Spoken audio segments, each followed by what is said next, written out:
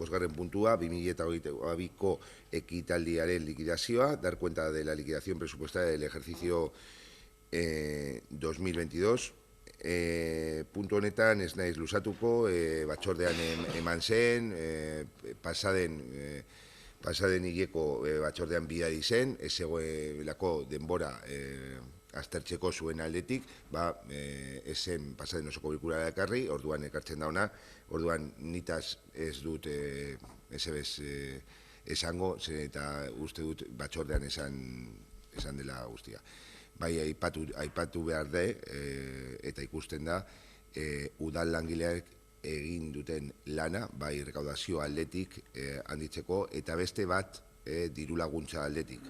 Haien laneari gabe es posible. Decía que en la liquidación del expediente del presupuesto 2022 se envió la documentación en la comisión del mes pasado, no se trajo a pleno para que tuvierais tiempo a analizarla y demás. Se ha dado cuenta por parte de la señora interventora de todas las cuestiones. No voy a entrar a hablar los números, pero sí quería realzar el gran trabajo que desde el Departamento de Recaudación se ha hecho para mejorar la recaudación y, por otro lado, todo el trabajo que realizan los trabajadores y trabajadoras municipales para la obtención de subvenciones. Diferentes subvenciones que, como se refleja también en el informe, pues ha habido subvenciones que hemos recibido que no estaban previstas. Entonces, bueno, más allá no voy a entrar a los números. Sí, Zoraida. Bueno, gu ez gara luzatuko puntu honetan, informazio pilo dago aztertzeko, soratzeko zenbakiekin. Egia da Izaskunek edo bere taldeak berak eta el Departamento de Recaudación egiten duen lana oso ona da, eta informeak beti oso onak direla, baina eskertzekoa da. Decía que en este punto no nos vamos, es un punto de dar cuenta, no nos vamos a alargar analizando toda la información que hemos recibido para este punto. Sí resaltar el trabajo que se hace desde el Departamento de Recaudación, porque siempre recibimos la información y los informes a tiempo. Y nada, lo único sí que dentro de toda esa información y todos esos números hay cosas que salen año tras año, y es que gastos que podían estar previstos, que podían llamarse estructurales, siguen sin estar previstos, y no es nuevo. Es decir, antes lo ha dicho Zoraida, lo han dicho también los concejales de Borovil. Repetimos reiteradamente las mismas cosas en el Pleno, se repiten los mismos errores, pero no se hace nada por subsanar, o si los pasos que se dan no son los necesarios para subsanar ese tipo de errores. Y eso es porque en los presupuestos no se hace un trabajo profundo como el que se tiene que hacer, porque si unos gastos se repiten todos los años, esos hay que contemplarlos en los presupuestos. Pero bueno, es labor del que gobierna, ya que los que estamos en la oposición nunca nos dejáis participar de ellos, pues no podemos aportar en ese aspecto. Entonces, pues poco más que decir en este punto. Es que el casco, Ollane y Ernesto.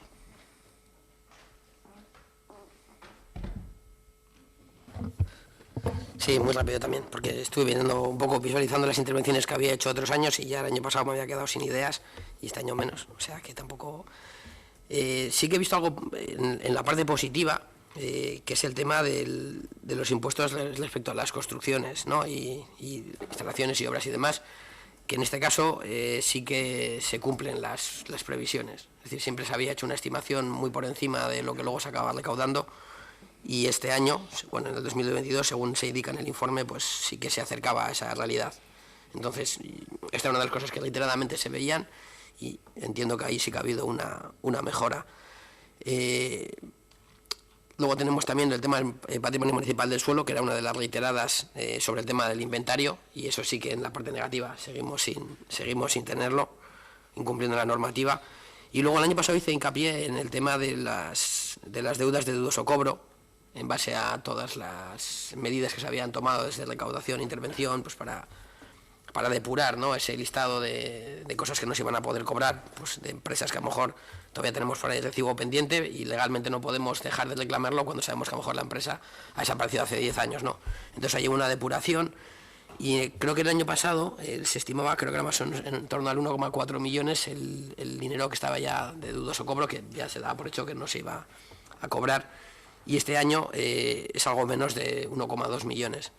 Entonces, sí que es verdad que no le pregunté a la interventora en las anteriores, pero sí que me gustaría si nos puede hacer una pequeña valoración de cómo veía el impacto en la perspectiva positiva de las medidas tomadas en base a eso, los importes de dudoso cobro, cómo están afectando, digamos, en el ayuntamiento, si realmente las medidas tomadas han aportado esa mejora o simplemente, bueno, un poco ese análisis, si nos puede hacer en plan breve, ¿eh? No. Si le dejamos 2 minutos, prepara un gráfico, ¿eh? A ver, es una cuestión de sensaciones, no es una cuestión técnica.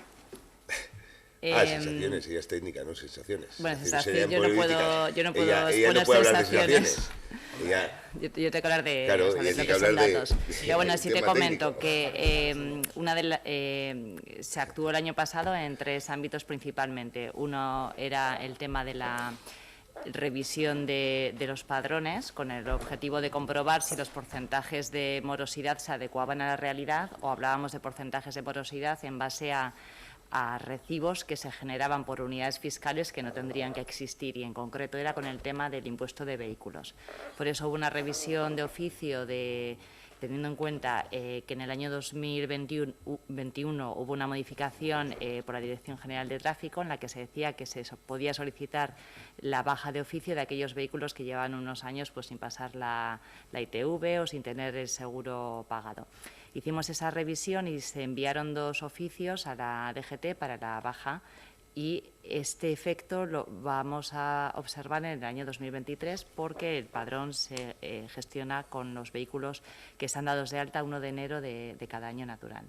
Sí que vimos que existían varios vehículos que tenían que estar dados de baja y que, sin embargo, estaban dados de alta en tráfico, y el impuesto de vehículos se gestiona con los datos que existen en tráfico. No podemos dar de baja nosotros lo que queramos. Entonces, eso va a tener un efecto positivo no en la recaudación en sí, sino en la información real del porcentaje de morosidad que tenemos en el concepto de impuesto de vehículos. Luego veíamos que otro ámbito en el que se debía mejorar era en el tema de las notificaciones de los recibos, y en este aspecto sí que nos dimos de alta en un servicio nuevo automatizado con correos que sí que ha mejorado. Hubo campañas también de enviar antes de pasar o de dictar las provincias de apremio. Con Gallarreta en concreto se hicieron repartos individualizados de los recibos y hubo un recobro de un 18%, con lo cual eso también ha tenido un efecto positivo en la recaudación. Y luego se ha establecido un protocolo más estandarizado para la recaudación en ejecutiva, estableciendo unos periodos mínimos de órdenes de embargo a las entidades bancarias con el objeto de poder recaudar en un menor periodo de tiempo, y también en esos embargos también bueno, pues que tengamos información de la situación real de algunos contribuyentes, que al final facilitándoles o informándoles de la posibilidad de fraccionamientos y aplazamientos vemos que se puede también cobrar más. Pero bueno, más datos exactos tendría que preparar, que bueno, no tengo ningún problema en preparar, pero esto sería lo más destacado de las operaciones que hemos ido haciendo.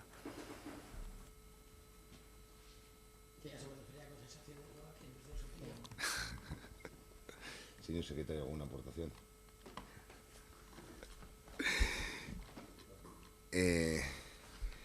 Vale, ¿alguna cuestión más con respecto a la liquidación de presupuesto?